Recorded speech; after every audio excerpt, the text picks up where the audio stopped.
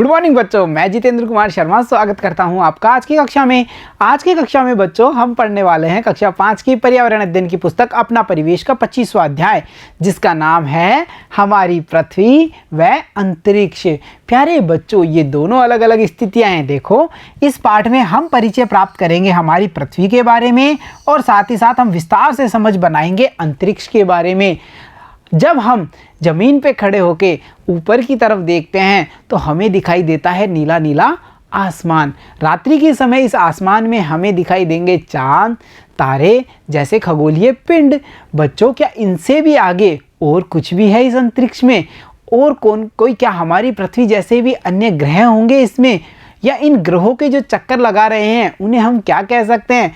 उनके बारे में भी इस अध्याय में हम समझ बनाएंगे। बच्चों, इस अध्याय में हम मिलेंगे प्यारे से बच्चे बबलू से और उसकी प्यारी सी माताजी से, जो बबलू को इस अंतरिक्ष के बारे में, इस पृथ्वी के बारे में समझ दे रही हैं, यानी उसे ज्ञान प्रदान कर रही हैं। चलो, माँ और बबलू आपस में मिलकर के क्या चर्चाएं करते हैं, हम भी उनके साथ मिलकर के उनकी चर्चाओं से ज्ञान प्राप्त करते हैं। तो चलो बच्चों, देखते हैं आकाश के दृश्य कि इस आकाश में हमें क्या क्या दिखने वाला है। तो चलो अध्याय को शुरू करते हैं। बच्चों, गर्मियों में बबलू अपनी माँ के साथ छत पर सोता था और जो प्यारा सा बबलू है वो गर्मी से बचने के लिए रात्रि में अपनी माँ के साथ छत पर सोता है। एक रात क्या होता है, बबलू और उसकी माँ बैठे होते हैं।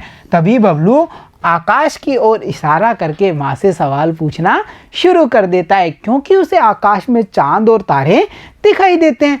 अब बबलू ने इनके बारे में माँ से क्या क्या पूछा है और माँ ने उसे क्या क्या समझाया है, वो तो हमें अध्याय में आगे पता चलेगा। तो देखो बच्चों, आगे क्या होता है। बबलू माँ से बोला, आकाश में बहुत सारे छोटे छोटे तारे टिमटिमाते हुए दिखाई दे रहे हैं। अरे माँ, देखो कितने सारे तारे हैं जो बार बार में टिमटिमा रहे हैं। कभी ये इनका प्रकाश तेज होता है, कभी इनका प्रकाश धीमा हो जाता है। ये इतने सारे तारे आकाश में टिमटिमाते हुए मुझे दिखाई दे रहे हैं। और माँ, साथ ही साथ देखो, चंद्रमा भी चमकता हुआ गोल गोल सा सुंदर दिख रहा है। गोल मटोल सा रोशनी से भरा हुआ ये चंद्रमा भी कितना सुंदर लग रहा है। आकाश में कुछ तारे तो बहुत ज़्यादा चमक रहे हैं और कुछ कम चमक रहे हैं। होता है ना बच्चों, जब हम आकाश में देखते हैं तो हमें लगता है कि कोई तारा तेज चमक रहा है, कोई तारे की चमक थोड़ी कम हमें दिखाई देती है। अब बबलू का सवाल आता है कि माँ, ये बताओ, ये दिन में कहाँ चले जाते हैं? अब रात्रि में तो सारे तारे हमें दिखाई देते हैं चंदा मामा के साथ में, पर जैसे ही सुबह होती है, दिन होता है, उस समय ये तारे हमें दिखाई क्यों नहीं देते? बबलू ने अपनी माँ से सवाल पूछ लिया है। तो देखिए, अब हम भी इस पर कुछ चर्चा करते हैं और फिर मिलेंगे माँ से और देखेंगे कि माँ उसको क्या समझाती है। तो बच्चों, चर्चा कीजिए में हमारा पहला प्रश्न है, आपने आकाश में क्या क्या देखा है? तो जाहिर सी बात है बच्चों, जब हम आकाश में देखते हैं तो हमें सूर्य, चंद्रमा, तारे, ध्रुव तारे जैसे खगोलीय पिंड हमें दिखाई देते हैं। और बच्चों, साथ ही साथ हमसे यह भी पूछा गया है कि हम सूर्य के सामने क्यों नहीं देख सकते? रात्रि में हम चंद्रमा और तारों के सामने कई देर तक लगातार टकटकी लगा करके देख सकते हैं, पर बच्चों हम सूर्य के सामने नंगी आंखों से क्यों नहीं देख पाते? या ऐसा क्या कारण है कि हम सूर्य को लगातार नहीं देख पाते? देख सकते हैं क्या? नहीं देख पाते ना।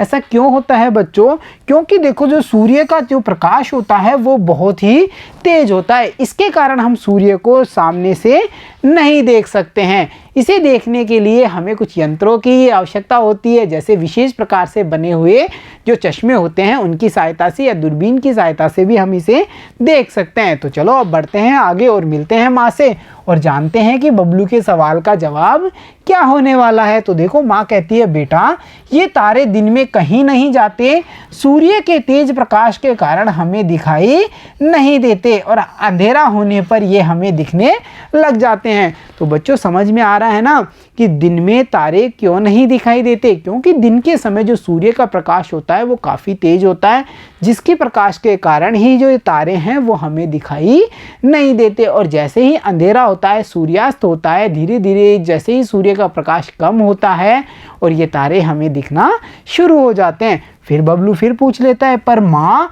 अंधेरे में तो हमें कुछ ही नहीं दिखता, फिर ये तारे कैसे दिखते हैं? भाई जब अंधेरा होता है तब तो हमें कुछ दिखाई भी नहीं देता, फिर ऐसा क्या कारण है कि ये तारे हमें दिखते हैं अंधेरे में?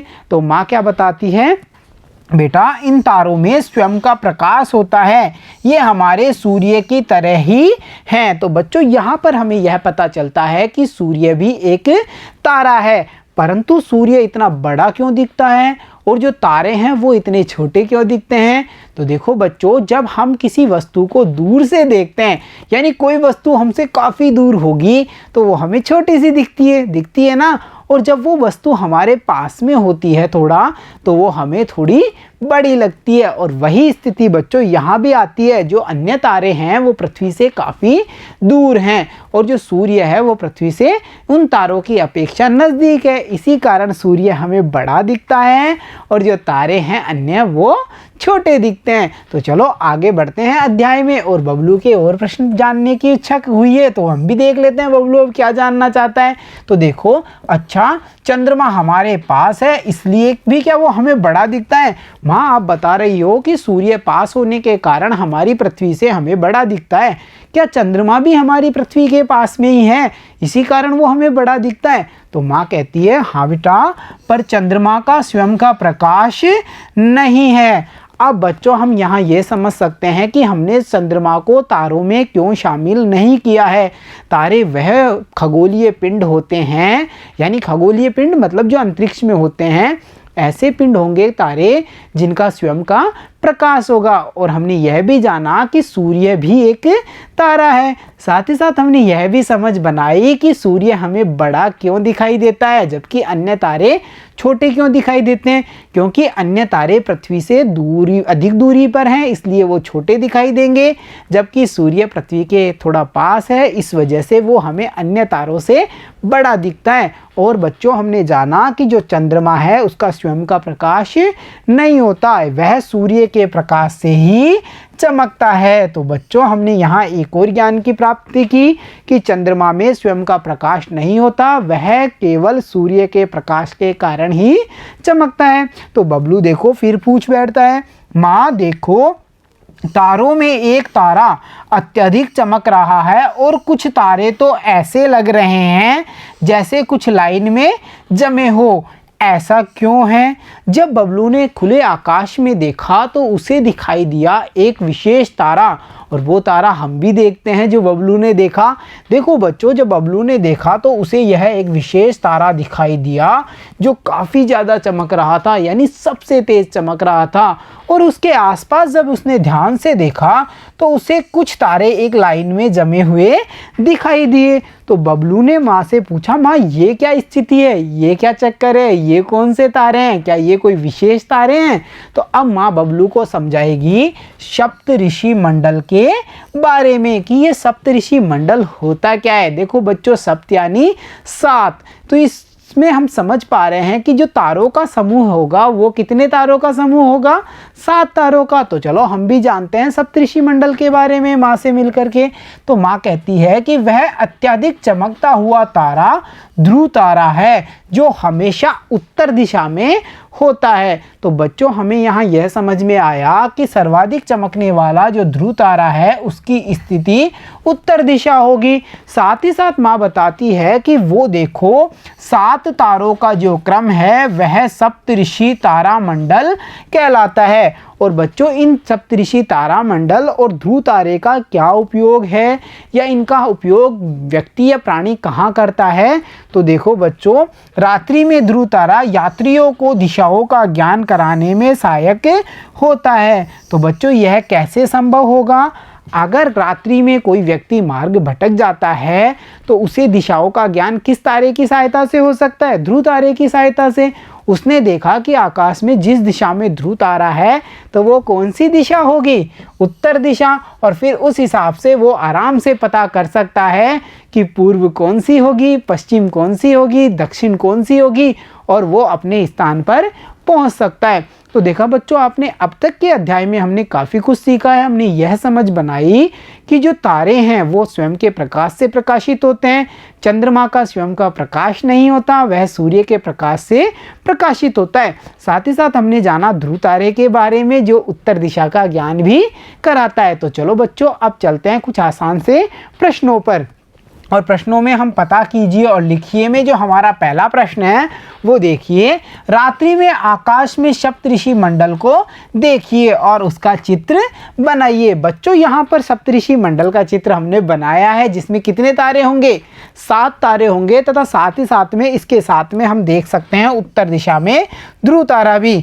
तो देखा बच्चों आपने, इसके साथ साथ अगर हम सप्तऋषि मंडल के बारे में जानकारी लिखना चाहे तो हम लिख देंगे कि रात्रि में जो हमें 7 तारों का समूह दिखाई देता है उसे हम सप्तऋषि मंडल कहते हैं, और उत्तर दिशा में जो सबसे अधिक चमकीला तारा दिखाई देगा उसे हम ध्रुव तारे के नाम से जानते हैं, जिसके माध्यम से या जिसकी सहायता से व्यक्ति रात्रि में दिशा का ज्ञान कर सकता है। तो चलो अब बढ़ते हैं अगले प्रश्न पे, और हमारा अगला प्रश्न है, आकाश में और क्या क्या दिखाई देता है, उनके भी चित्र बनाइए। तो देखो बच्चों, सप्तऋषि तारामंडल के अलावा, ध्रुव तारे के अलावा आकाश में हम और किन किन पिंडों को देख सकते हैं?